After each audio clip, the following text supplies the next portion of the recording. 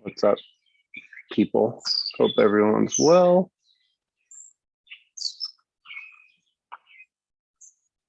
If anybody wants to join the discussion, I'm posting the link to comments. You can join in and chat with me directly right here on Zoom. Sort of a morning Barebow discussion type of deal.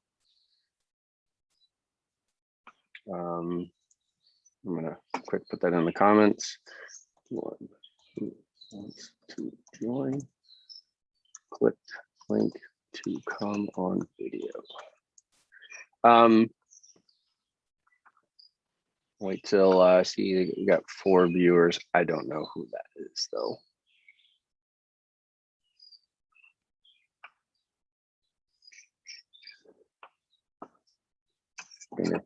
Wait, if you guys are joining in, you know the routine. Coffee talk is just that. You need to show proof of the coffee and post it in the comments. Put the little emoji. This week's podcast, or this coffee talk / podcast, is sponsored by Palmyra Sportsman.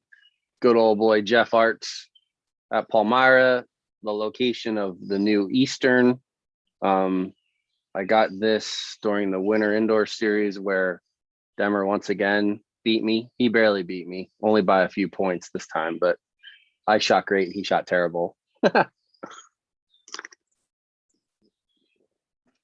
that's just the way things are. I'm gonna wait for a few people to comment here. I'm hoping these comments come through because sometimes you see them, sometimes you don't.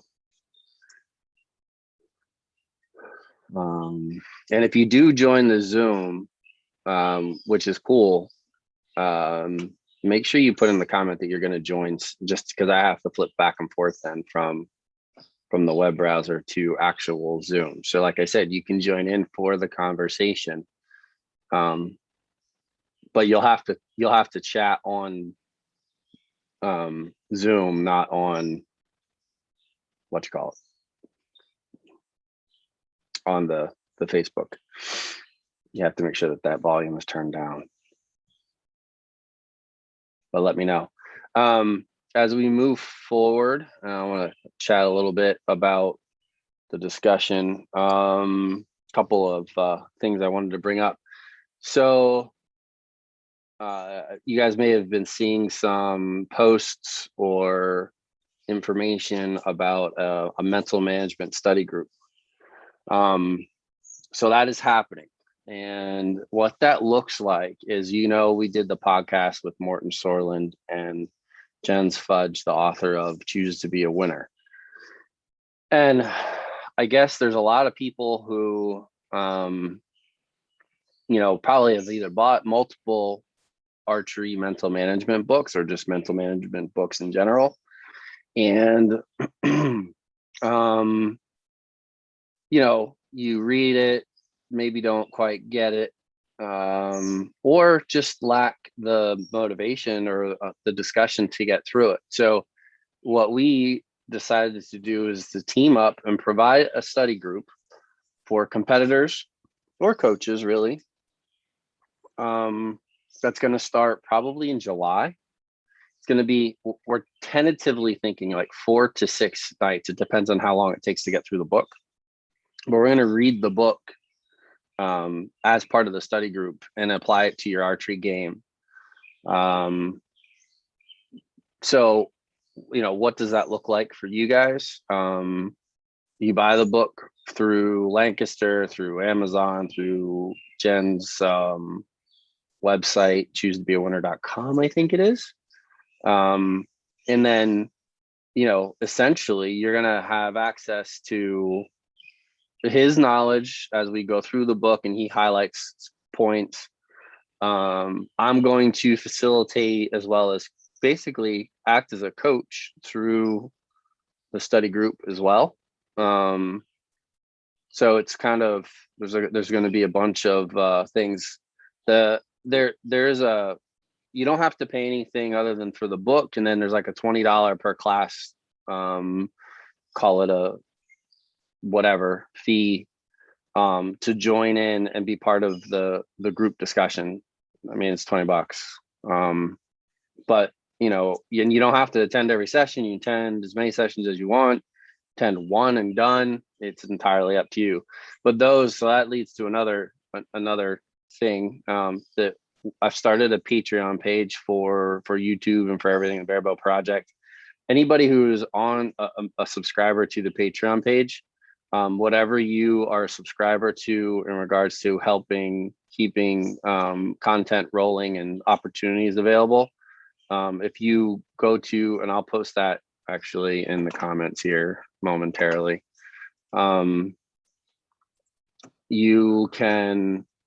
that will be applied to your live feed, or your live feed, your what you call it.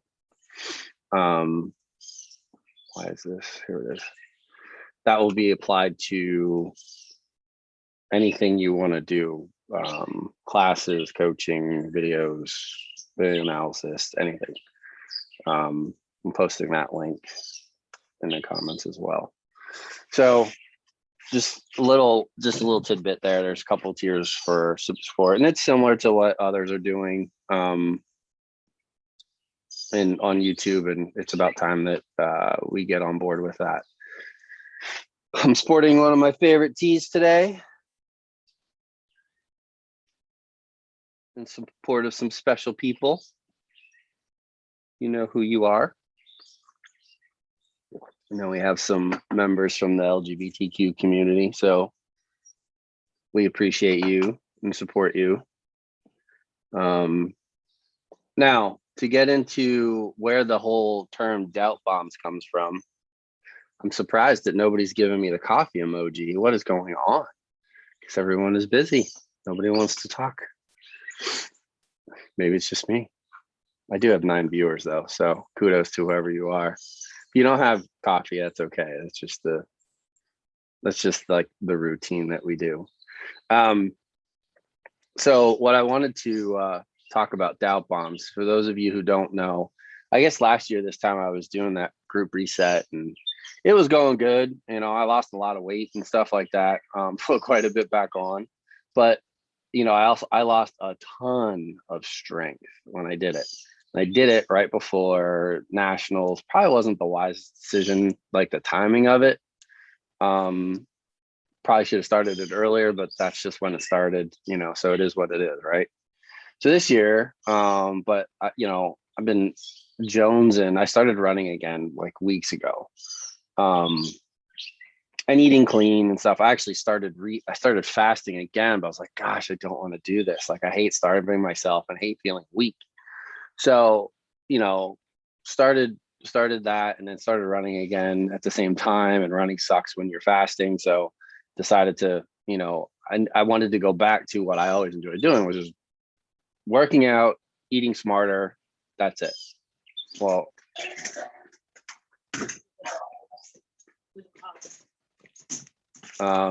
anyway, sorry about that. I had a little brief interruption. So long story short, I started what's called 75 hard, and you can look up what it is, but it involves like reading and some other things and whatnot. So I listened to a podcast by Andy Frisella called With Tim Grover. If you don't know who Tim Grover is, he is like a mental management, sports management coach. I'm not sure what the exact title is, for Michael Jordan and Kobe Bryant.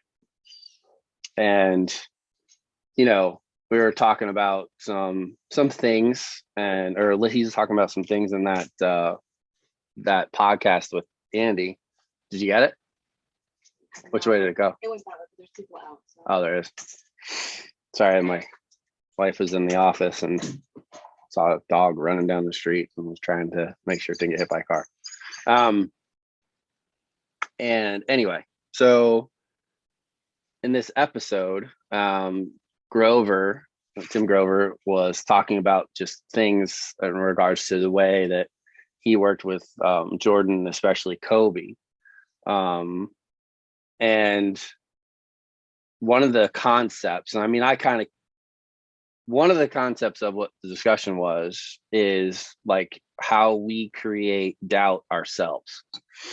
And, I'm sitting there listening to this conversation, and the idea of doubt is something that we allow to happen.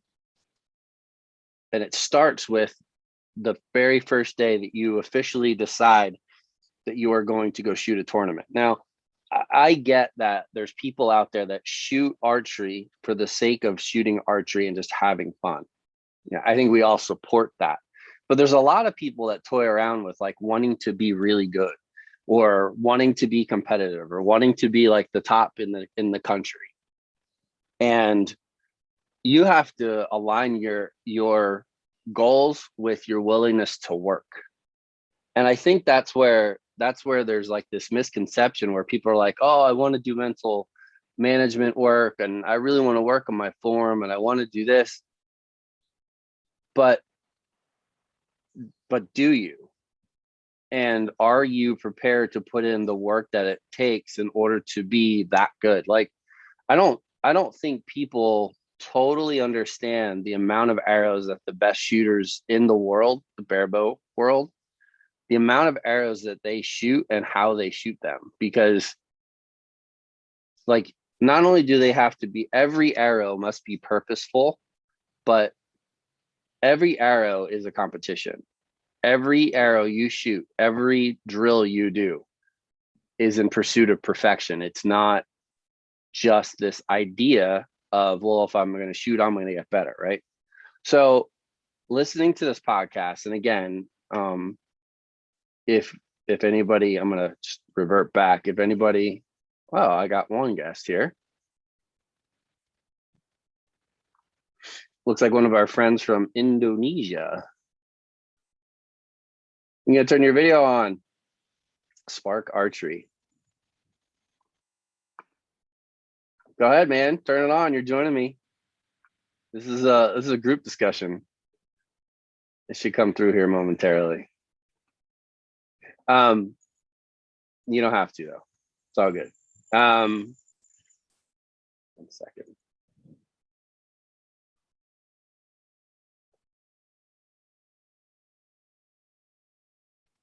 I just gotta change one thing. Now we're good. Sorry about the delay. So to get back to the whole idea of doubt bombs and what we were, where this discussion came from. So if you're that shooter that's not a recreational shooter, if you're that shooter that wants to, get into shooting at high levels or pursuing it, like I know there's a bunch of you out there that have reached out to me, or I've did some sideline coaching with you, and stuff like that. And one of my first questions is, well, how often are you shooting, and to what level are you, like, what's your goal? If you're just looking for some general improvements, that's easy. That's the best archery athlete you want to work with. It's so easy. Absolutely. I feel confident that like I could work with a person for 1 hour, just one time, and I know that they will see some long-term improvements. But the problem is that long-term improvement only, like, if you do that 1 hour session and then you don't shoot for a month afterwards, that's a waste of your time and money. If you sign up to get coached for 3 months and the first month is great, but then you just fall off. A lot of people go into those things with the intention, like, yes, this is it, I'm going to do it. But they're not self-driven enough to make that happen.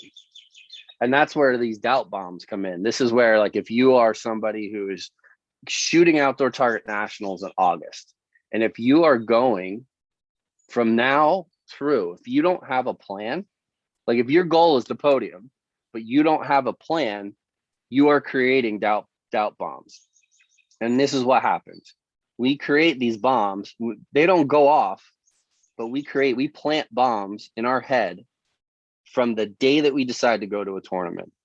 So if today is the day that you are planning to, you're going to sign up for Outdoor Target Nationals, and you're like, okay, and then you make a plan, and that plan is, I'm going to shoot 3 days a week, 72 arrows per day. Boom. Awesome. Great plan. It's a very basic, I'm going to move forward. What you do with those 72 arrows, we're not going to get into that. That's a whole other topic. But you make this plan, and then you come to, I'm going to shoot Monday, Wednesday, Saturday. Let's just throw out some random days. The first day that you skip 72, or the first day that you don't shoot 72 arrows, you just planted a bomb. Every time you step up to the line in your practice session and you shoot a bad arrow that lands good and you're okay with that, you've planted another bomb. Every time you step up and you're like, oh, I'm not shooting well today, and you got 36 arrows in and you walk away from your training session, you've planted a bomb. Every time that you skip blind bail because you're short on time, or you don't feel like doing it, or you don't want to do draw holds, or you are choose to go do something else when you have the time to do the work, but you choose to go do something else instead of train, you're planning a bomb. And the reason that I explain it that way is that when Nationals arrives and you step up and you're nervous and you're second guessing your first end, and then people do this all the time with like the first 2, 3, 4 practice ends, whatever they give you. And those practice ends go great. And then the first scoring end comes and the bottom falls out because you left out in your brain instead of preparation, instead of confidence in your form and confidence in, I have done everything. John Winker's joining in.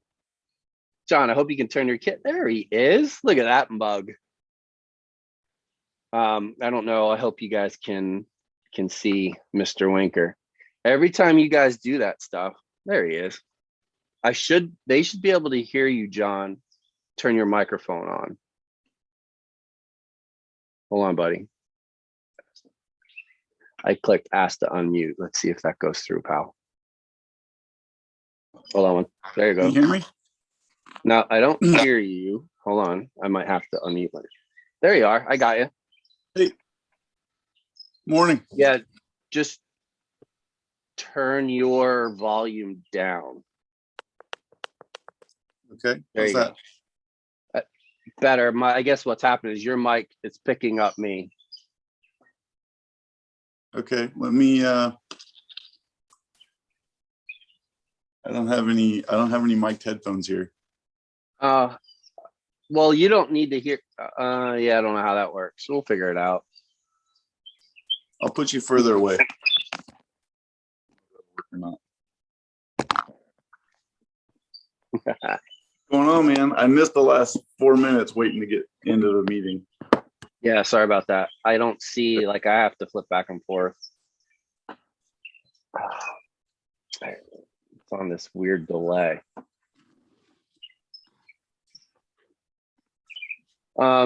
Anyway, so what I was actually saying is we have this this situation where people think they're preparing for a tournament. Yeah. And they get all geared up, take a lesson.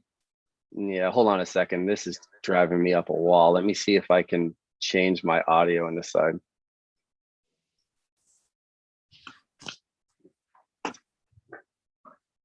All right, let me see if this works. No, it won't.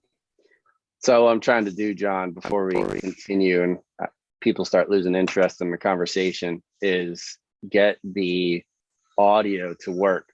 I wish you had earbuds. If you have earbuds, I'm going to put you on mute for a second. Okay. And then See if you can get earbuds. I think that will help. I'm working on it. Because the backlog, it's just repeating in the background what I'm saying. While John's looking for those, I'm gonna continue the discussion. We'll see if we can figure out. So one of the reasons I do these coffee talks, just to give everybody some feedback here. One of the reasons that I do these discussions is I'm always testing like a different way to stream and do stuff. Like I want to do live podcasts like this. I just got to figure out, how we can make that happen. Oh, there we go. Dude's got some headphones on. All right, let's unmute you, man. Let's see if this does the trick. So is it better? And can you hear me?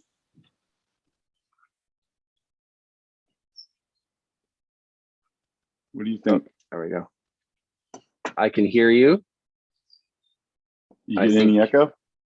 No, I think we're good. All right, we're good to go then. No, it did come back through. No, I do have it. Why is that doing that?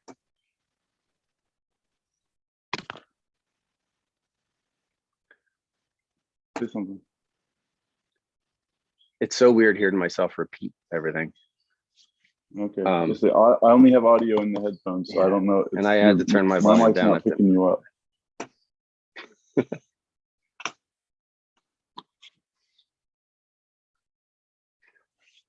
No, and I think you're the only one here. Oh, really? You don't have audio coming from your phone? Nope. And I don't have any echo.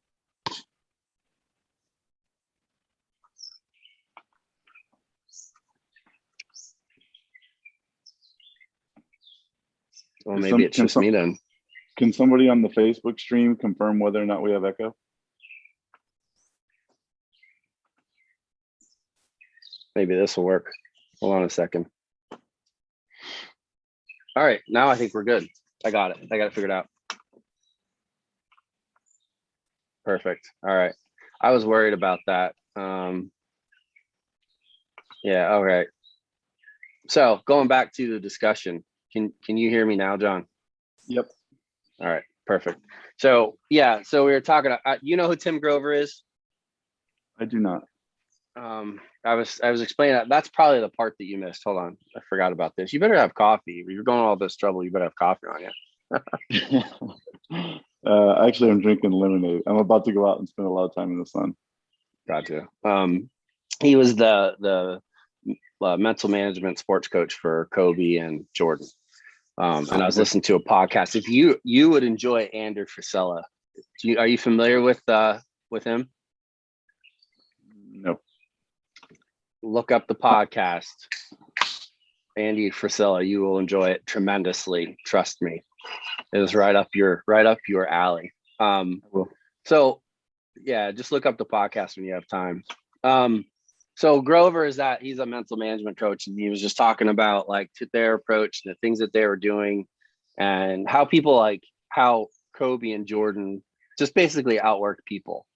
And I was having this I don't want to call it an epiphany, but I was talking earlier, right before you logged on, about how we set little doubt bombs in our brain long before we even get to a tournament.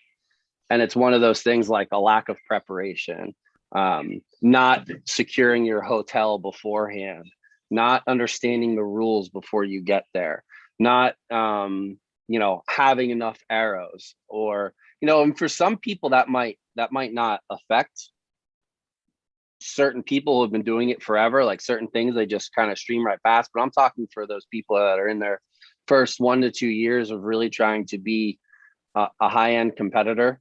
And I was saying how if you go to a practice session and you're like, I just don't feel like doing this today, or I don't feel like shooting blind bail today, or I don't feel like doing this extra work, that you're just planting little bombs in your head. Because when you get to a tournament, when you show up with absolute confidence that you've done everything humanly possible to prepare, a lot of the worry and a lot of the stress and a lot of the concern of over how you're going to do goes away, because we don't know how to prepare for the tournament.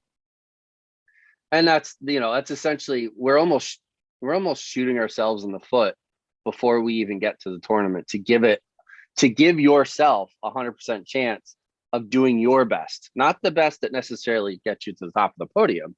Whatever your best is for that day, that's who you are, and that's who you were for that day. But it doesn't make you lesser of a human being or lesser of a barebow shooter. We all have our ups and downs, but we control our own destiny when it comes to that stuff. And that's the idea of excuse me, of setting little doubt bombs we plant those bombs before we even get there. And people, there's this, a lot of people linger between, wanting to be a competitor and, like legitimately wanting to be a competitor and still taking that recreational barebow shooter mindset. And you need to, and they're not the same. And it's hard for you to even legitimately say, I want to beat, the best barebow shooter in the country. Well, what are you prepared to do to get there? And I don't think people understand what it actually takes. And it's okay that if you're not that serious about it and you don't want to be, there's nothing wrong with that. Go shoot, have fun, but understand that your results are going to be a direct reflection of what your preparation or what you're willing to do to prepare for whatever that tournament is or whatever your goal is. I know you've experienced that because you're a business owner and you're busy and you have to juggle so much. We've had this discussion multiple times. Absolutely. Actually, I started watching the podcast or whatever, and as soon as you started talking about what it was you were going to talk about, I was like, "Ooh, I'm going to log in," because I'm actually struggling with this right now. I'm today. Yeah. So I've been this year is going to be my first outdoor target nationals. Okay. Yeah. And I don't shoot a lot of long range barebow. Mm-hmm. So I've been pretty successful in 3D, which is like indoors plus a little. It's short range. It's mostly known yardage around the States. And I've been successful with indoors, but that's a time period where I get to indoors. I'm stuck in the shop all the time because it's hunting season. So I'm shooting all the time. Yep. Outdoors is summertime, and I really struggle with getting off work and saying, okay, I'm going to go shoot 36 arrows, or I'm going to go shoot 72 arrows, or I'm going to go shoot a 14 target field course or whatever it is. But this year I'm shooting the National Outdoor Target USA, and I'm going to the whatever they're calling that thing in Yankton, the Roundup. So that's a lot of long range outdoor shooting. Yeah. And it is the practice routine is kicking my butt. Not because I can't shoot, but because it's hot outside. I'm already tired. I shoot 36 arrows and I'm like, well, maybe I'll just call it a day. And I'm like, well, I'm not going to be able to call it a day halfway through. So I'm really working on it this year. You're going to, and I think, and that brings up another point, and it's something that when I took the Dick Tone seminar, it was the very first thing that he said to the group, and actually deferred to Casey to comment on it a little bit as she was preparing for Olympic trials.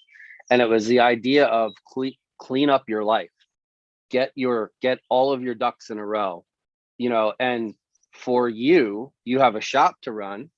You have your own team there at First Flight Archery. You have a house to upkeep. You have your responsibility. And then as your notoriety picks up, people are like, well, they want coaching, or you want to help. They want to help you. They want to come to you to have them set up a bow. And then you not only, that's not just barebow stuff. That's all. You have to remember that a guy like you and myself too, I'm nowhere near, like, my brick and mortar is not like what you have at all, but you have all these other people who then start relying on you. So, in the world of being a competitor, it benefits you to be retired, no kids, self-employed, make your own schedule. Young, no kids is probably one of the most important things. But you have dogs, so it's kind of the same. Well, we I'll can't tell say you that for what, the most Leslie. You important are her kid. the most important thing is being a kid. Yeah. Oh yeah. Those I'm like, people are like, man, the kids in the Barebow are really lighting it up. I'm like, well, they don't have jobs or anything else to do. I'm like, all they do is go out Right. and shoot every day. They go to school. They're probably not even going to school anymore. They go to homeschool and they shoot all day long. And I'm Yep. like, of course the kids are lighting it up. Those are the people who have the biggest time commitment. Yeah. Oh well, I mean, last year preparing for Outdoor Target Nationals, I was able to shoot 2 days a week for I only started preparing a month before, literally, because I was doing that reset bullshit. And um I call it BS, but it wasn't BS. It did exactly what it needed to do. But I was shooting like 2 times a day, 4 days a week, and and did my periodization, and it worked. I mean, I was still a little weak compared to where I am like right now as far as strength, but I'm not practicing at all. I shot compound yesterday at the 3D tournament. I just because I had so much I have so many irons in the fire. Like, I'm planning to come to Outdoor Target Nationals. My surgery is on the 22nd, and after my surgery, I will determine whether or not I'm going to shoot it or not. I probably will end up shooting it anyway, because it's going to be too difficult for me to be there and not shoot it. Besides coaching, but it's just one of those things where you have to align that's where the whole expectation, and I've talked about that before. You cannot have an expectation like if your expectation is that I'm going to hit the podium, but you shot 1 day a week for a month beforehand, think of that's unrealistic. And if you want to deal with target panic, well, go ahead, because that's the stuff that ruins you when you're standing on the shooting line. You have to have a realistic outlook on what your goal is. There's a difference between an expectation and a goal. And people just don't. I think they underestimate what it takes to be an elite level shooter. I truly don't consider myself. At one point in time, I thought, if you can hit 535, 540, and Grayson busts me on this all the time, that if you can hit that consistently indoors, that you're like right there, like you're right. And it's truthfully, a few more arrows and you are hitting elite level scores.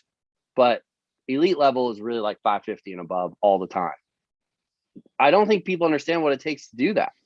I don't think that, and we sabotage ourselves as shooters when we aren't able to stay to like committed to a schedule, committed to like you're going through right now. You literally would probably have to get up at like 5 o'clock in the morning, go shoot so it doesn't affect the rest of your day, and then try to shoot some blind bale in the evening a few days a week. Do you know what I mean? That's almost exactly what I decided to do last night. So Leslie and I were talking about what I'm going to have to do to get my routine in. And she's like, you need to practice in the morning before you go to work, because once you get to work, you never get out of work mode enough to practice.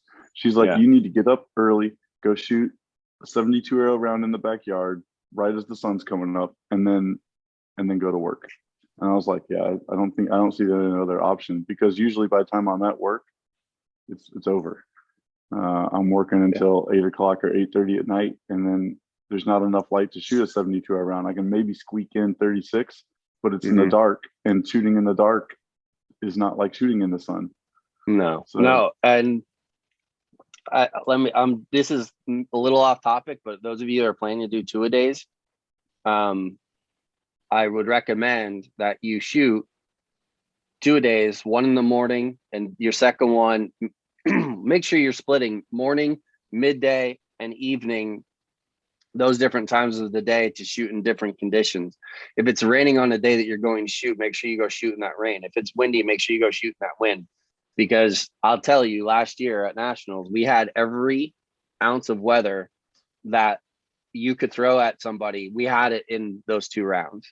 So for those of you listening, that's your non-topic related discussion, whatever nugget for the day. Make sure you do that.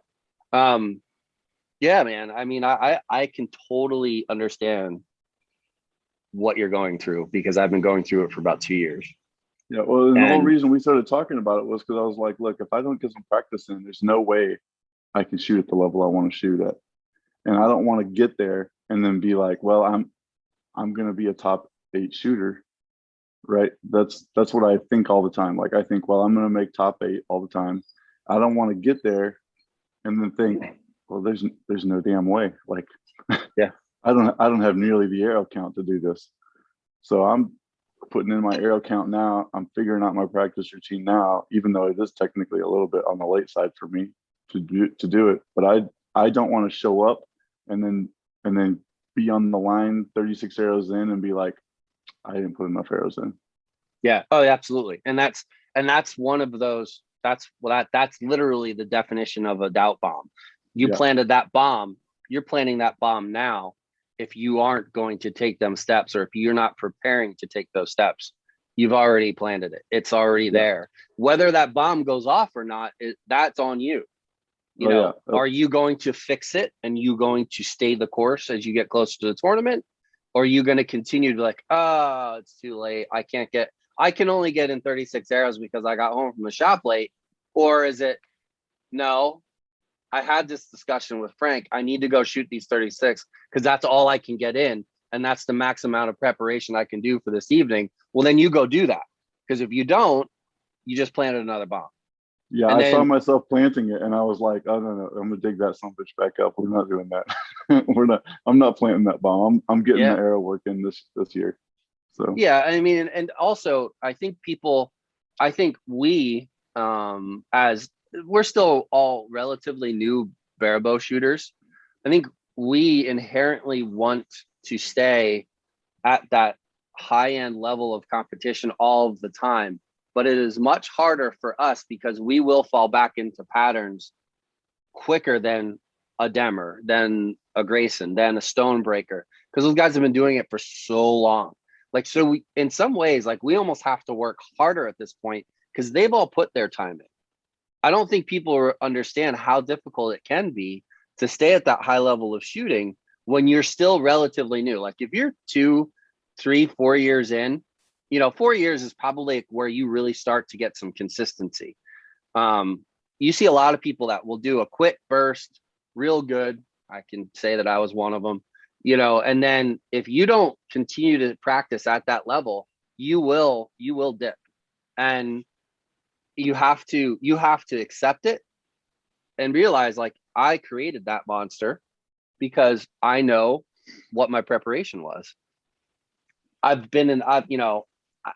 think, I guess, us discussing it openly so people understand, like, we know it, but everyone else has to understand, like, you're clean up everything in your life. If you really, really want to do this, clean up, pay your bills before you go, get the dogs taken care of, clean the house so you're not thinking about coming home to this. Make sure your hotel's booked long before, set your travel agenda, buy your plane tickets, whatever it is. Figure out when you're going to the practice range, if there is one. Bring meal prep if necessary. Like, there's just if you're a kid, do your homework, get your chores done. If you have homework, most kids are out of school right now. Get all of your ducks in a row, and it just reduces the amount of pressure and stress that's going on in your life. So you can concentrate on one thing, and that is just shooting one arrow as good as possible and running through your process so that you have 100% confidence in your process every arrow that you shoot. And I mean, it's literally, and that almost sounds simple, and in some ways it is, but it's not simple to accomplish before the day of the shooting round. And I guess that's where people get like, oh, I'm just so busy. Oh, I got this. And then they post like And then here's another doubt bomb that happened. They post pictures of 280 indoor rounds or 58, 59 rounds on of their 122 centimeter face at 50 meters on Instagram or Facebook.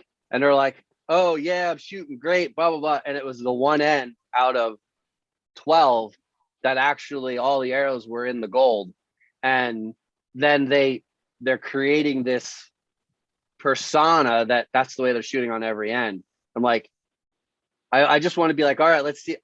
And I do this and I come across as such a jerk when I say it, but I'm like, yeah, all right, let's see the other 10 ends. Let's see the other 5 ends. Let's see what they actually look like. Let's see the 48s, 47s, and 45s, because you shot some of them. We all do. And, it's be real with yourself. So people are like, hey, look, I shot 6 ends. I shot 353s, a 58, and 245s. Dude, good shooting. That's not a bad day. But don't be like, don't create this fake image of, because that's a doubt bomb. You're planting a bomb in there like, oh, well, everybody thinks now that I'm shooting 58s all the time. Well, that's just not true. Be honest. Yeah, but to a certain degree, though, the Facebook post is also just fun and games. Like you could be. You pull some arrows and you post all your 10s and you're like, oh yeah, I shot a 30 today, I shot a 60 today, or whatever. But like what was it? I guess it was 2019. I completely erased 2020 from memory. 2019, before we went to Vegas, I was posting pictures of the guy that works with me, John. I was posting pictures of his compound targets. I was like, had a good round today. Felt pretty good. That's today. Different. Yeah, that's different. That's mental warfare. That's what that is. Yeah, exactly. Most people don't pay attention to that shit, or people don't pay attention to it, or you guy like me who says, "No, Anchor, you're full of you know what," and because we just don't care. Like most of your competitors don't care. They just laugh at it, like you're full of it. But it's not. That's different though. Like but if you're shooting 280s on Instagram and shooting low 500s and for real, that's what I'm talking about. But whatever. Everybody has their ups and downs. But again, it still comes back to what preparation are you putting in. You don't have to. Nowhere in a training regiment does it say post on Instagram or post on Facebook what I shot. Let's just put it that way. Yeah. Anyways, the book, if you get a chance, Andy Frisella, check out his podcast. I mean, it's a entrepreneurial, business oriented podcast. He has a supplement company called First Form, but like that podcast, I think will be an epiphany in some ways for a lot of people who have that mindset, because it's just, dude, he's raw too. Like he is, if you're afraid or if you don't like hearing cuss words and, go check it out. But otherwise it's definitely worth listening to. Let me see if I have I gotta go teach a lesson and then get my practice routine in. All right, sounds good, man. Well, have a good day. Thanks for the quick join in. I'm out of coffee, so I'm gonna be logging off here. I have to go to the gym. So we'll talk to you later. Good. Thanks, see you, man. Bye. For everybody else, Winker's logging out. I don't know if the comments aren't showing up because there's like all these comments. I'll find out afterwards if there is. I'll try to answer them. But I just want to let you know that I can't see any comments other than my own for whatever reason. Who knows? If you guys like this or would like to join in for future episodes, I will do the same thing on the next coffee talk. I think now that I figured out what I need to do on my end with the audio, and I'm hoping that when we do our next podcast that I can do it this way as well, so that you guys can listen in live. I got to figure out the comments thing because I'm very, very surprised that there's not able to see the comments. Actually, you know what? I just realized that I could probably. Oh, perfect. I can look at my cell phone. Let me go. Let me just run through quick before I log off. It's not bad. All right. Thanks for the sound feedback, everyone. Only post groups when Frank's and the cameraman. Oh, yeah, buddy. All right. No comments. Just hey, Chris back. Here's a good dude. I haven't seen him in a while. Miss your face, dude. All right, good. But thank you all who did actually log in. Because I was not able to see it, but I see your comments now. A couple other things to I want to mention before I log off and before I lose everyone is make sure that you look at the Patreon page because those who are patrons will get a free shooter shirt as the new design develops. I'm working with Matt from Archery Bum. We are developing a Barebow specific shooter shirt that has Barebow shooters on it. So that's going to be pretty cool. And I'm not going to lie, I'm pretty pumped for it. So, and they're going to be, all of that is going to be done directly through Archery Bum. You will order from Archery Bum and it will be, we're just kind of creating Barebow specific shirts. You can get your sponsors on them and everything else. It's going to be awesome. So I want to let you guys know about that. And then we'll see you on the next coffee talk, and good luck out there. Stay safe and peace.